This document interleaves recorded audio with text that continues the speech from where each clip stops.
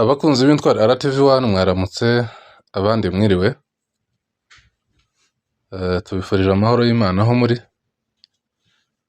by'umwihariko twihanganisha abagize ibyago. Hari inzu zibiri ngiye ku Hampore, inzu y'Abasita yo mu nzu ya Rutenderi, babuze abantu babiri, harimo umusore wa Mbarara, umugabo wubatse usize abana batatu, ndetse n'umwana w'umukobwa wapfanye na mugenzi we mu nzu y'abasinzira, baguye muri Tennessee, Amerika. Mu by'ukuri iyi miryango turayihanganishije cyane, kubura abavandimwe, kubura abajambere, abantu bakiri bato nk'aba ngaba. Mu by'ukuri reka tubihanganishe, tubabwire ngo mukomere. Umuremyi w'isi n'ijuru waremye abantu niwe wageneye igihe cyo kubaho, iyo kirangiye arabahamagara akabajyana. Twihuta rero twamenye inkuru y'umugabo w'Abasita waguye Mbarara,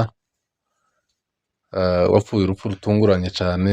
Mu by'ukuri ntabwo yigeze arwara ngo bamurwaze, wenda ahari batekereze ko umuntu yarwaye cyane kimwe n'aba bandi barwara bakinjira ibitaro bikagenda gute. Umuntu yari muzima. Hari kuwa kane k'iyinga rishize,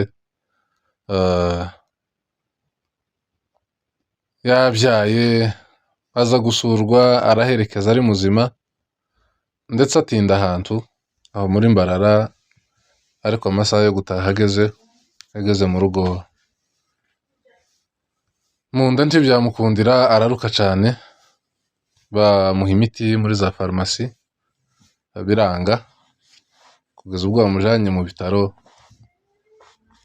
n'iposho aracikana.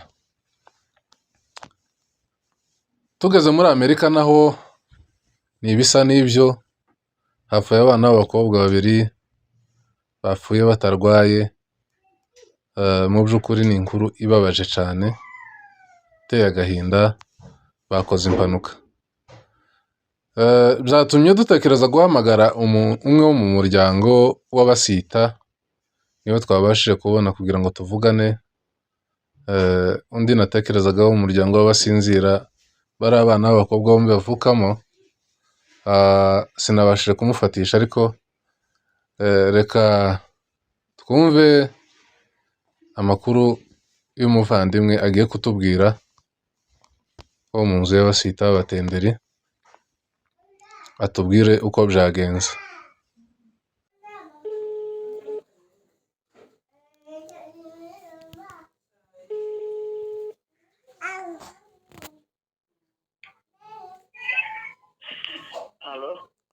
Mwaramutse mzee?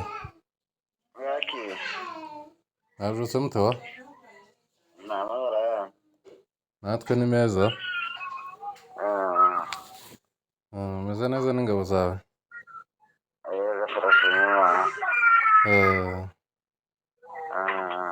Bimeze bite? Hari abantu nabonye bana b'abakobwa bakoze impanuka muri Amerika, bambwiye ko ari umwana w'Abasita. Urabazi bariya?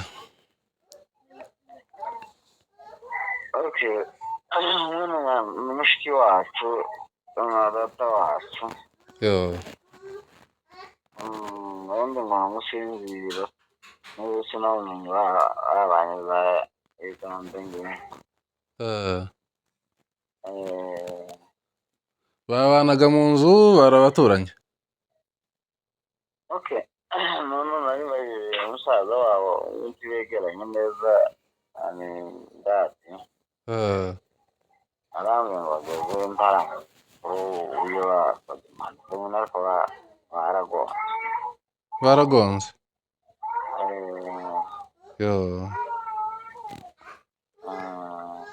Pole cyane kabisa.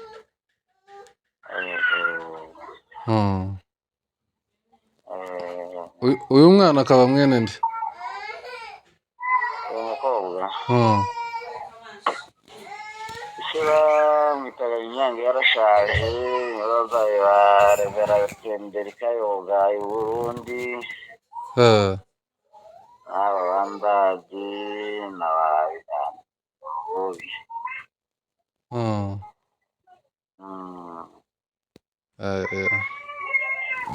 Ni ukwihangana kabisa. Ako hari undi mujene nabonye ejo nawe kandi bapostinga keka ko ari umusita w'umwanya. nawe n'umwaka niwe yarabatse mu rurambo harazagahoro nawe yaguye barara ejo niwe twatabaye nyine mmoja habaga muri umuntu aba yarashingura ari nimugoroba Yari umugabo wubatse? nasize abantu batatu Mana we. Yazize iki nawe? uriye gusa ngo arazaye ngo baza kumuhemba na kane arafungura aherekeza abashitsi ngo barangure ngo baze batembera hanze barakagaruka nimugoroba ngo garukega ngo yamatangira kuruka nuko bamufatiwemo bajana ku mafarumasi bagura imiti ibiranga babajanaga ku bitaro baza ko bazita Nyarugugu niba ari ibihe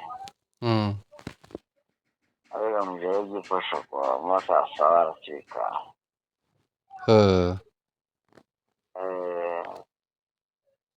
bisa nkaho hari ico yariye arico kimuhitanye. niko dukeka urumva umuntu wari muzima ari nk'ico yariye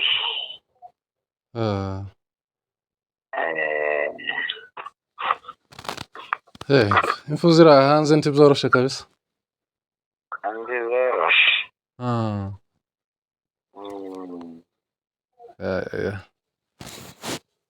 Ukomeza kwihangana.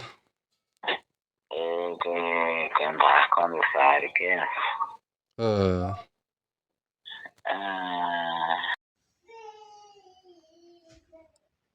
rero mu by'ukuri mukimara kumva iyi nkuru uko yagenze natwe nk'intwari RTV1 umusanzu wacu ni ukubihanganisha. Ijambo ry'Imana riza rivuga ngo mubabarane n'abababaye kandi mwishimane n'abishimye. Rero muri ibi bihe bigoye bikomeye iyi miryango ikomeje guhura n'ibihe bikomeye nk'ibi ngibi mu by'ukuri turabihanganisha kandi reka tubabwire ko nyuma y'igitondo kibi abantu baba bategereje umugoroba mwiza. Yego mugire amahoro y'Imana kandi mukomeze kwihangana ubwoko bwose bw'abanyamurenge abagezweho n'ibi bihe bibi bihangane rwose. Imana niyo yabikoze kuko ariyo ibitegeka byose. Murakoze cyane.